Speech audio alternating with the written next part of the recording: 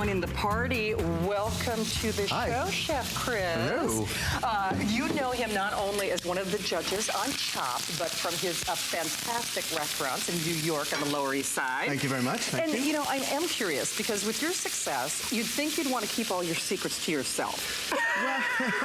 you know, you might want to rethink this with the cookbook. And by the way, it is the only place where you can get it signed. But why did you decide to do this? You know, the real inspiration, it's always been on my mind to write a book, but what I wanted to do is, take 20 years of my sort of most popular recipes, kind of rethink them through the eyes of my mom and my sister, who love my food, but aren't professional chefs. That's so and I thought, once I kind of unlocked that that's what I wanted to do, it all came naturally. Yeah, it really did. And that's sort of the secret behind the book. The book here is about, recipes that are easy to prepare and easy to share.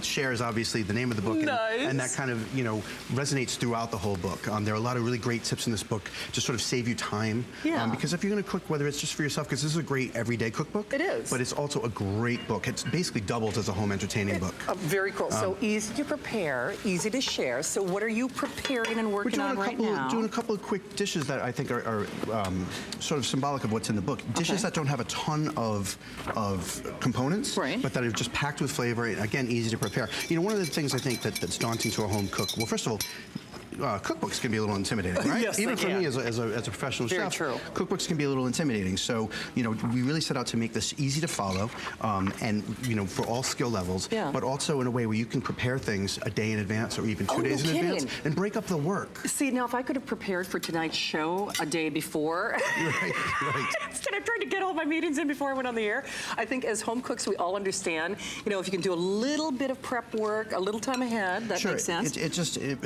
alleviates stress of the moment. It aids with cleanup because you're just doing a little bit at a time.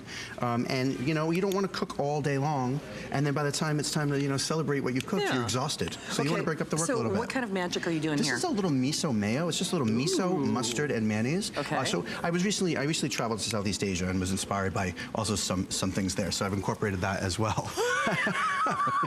I love this because in addition to sharing some time with Chef Chris, they're trying to give me direction, which that's probably the hardest job in the world. I mean, you don't want that job, trust me. I'm just going to get the other dish started while we go here. Whatever you put in this smells delicious. It's a little like a jalapeno soy sauce. Totally delicious. I have to say though, when I was looking at this cookbook earlier, it is a wealth of information. It's fun to read. It's easy to follow. Beautiful. Your photographs in this are gorgeous too. Thank you. I mean, beautiful. So when you're preparing food, you said you thought of your family and you wanted to make it easy for your mom, for your sister. What's the biggest challenge that home chefs have, do you think? Do you think it's thinking that they can't do it when they really can? Yeah, absolutely. I think, again, it's sometimes steps can seem really daunting. It can seem like, wow, this is great, but it's just too much work. What I think we really accomplished, what I really accomplished here is being able to break the recipes down so that they're very easy to read, very easy to understand, and again, don't take a ton of time. No, they really don't. I have to say too, when I look at your ingredient as well, it's not like I'm finding anything that kind of scares me or gives me that fear factor. And you wanted to take that fear factor out for us, it seems like. Also, that kind of is the way it is in my restaurants as well. The dishes are approachable, they're whimsical, they're crowd pleasers. I mean, that's really what it is. They're crowd pleasers. Speaking of crowd pleasers, what are you doing there? Oh, so this is really great. This is a recipe in the book that I love. It's a tuna satay that over just a very fresh, crisp slove of jicama and poblano pepper. But the rub on the tuna is a chili rub with lots of different chilies, but also with crushed tortilla chips in it.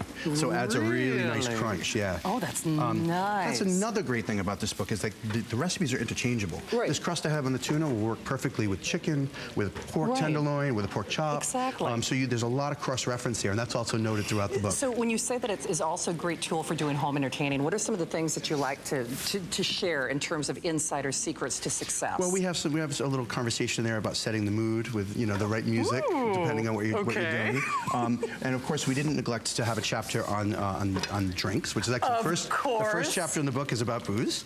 Nice. Really amazing I like how you cocktails. think. But they're cocktails that you can make ahead. Again, something else you can do ahead, put in the fridge for the next day, and then the next night you just add the ice. Your guests come in, even if it's just one guest or whether it's 8 guests, they come in and you can go ahead and just go right for it. You look like a hero, so no one needs to know that you did a lot of the work beforehand. So remember, it's the only place in America that you can get it signed. So Chef Chris, I mean, I can't... try a little of this? Oh, yes, I do. Okay. With those squid lives? All right. Okay, here we go. Okay. All right.